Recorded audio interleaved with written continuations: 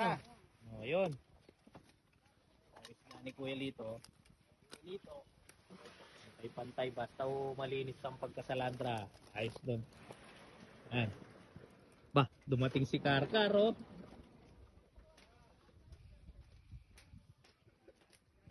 Si Karkar, dumating na ba? Si Karkar, oh, dumating eh. Sa Kabiyaw, ayaw pumunta ni Karkar eh.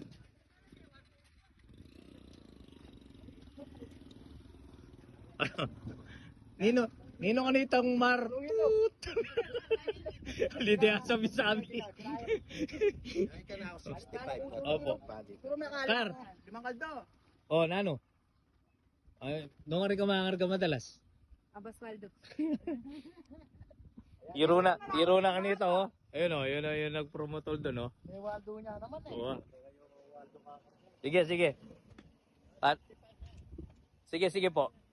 Kung kaya pa mo po lito, 170 la rin. Sige.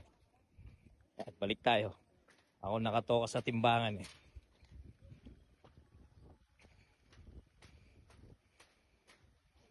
Oh, tapos po kay Kuya Doming po niyan.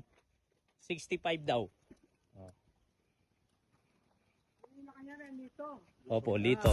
Doming. Oh, Doming. Yung magkasama po yan. Opo.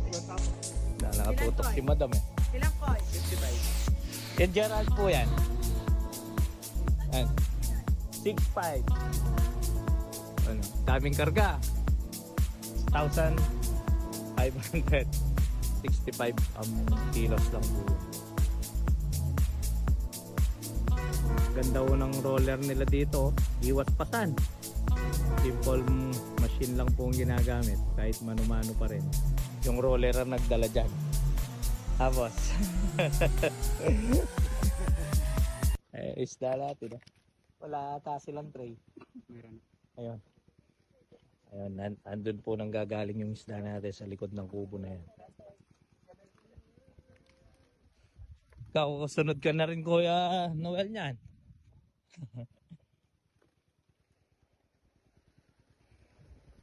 Okay?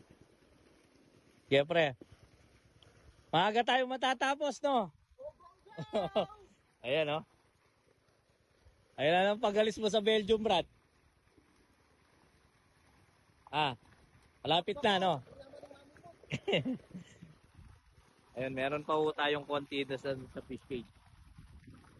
Para maayos po yung magiging kargahan dito. Meron pa pong mga 4 na run yan, no?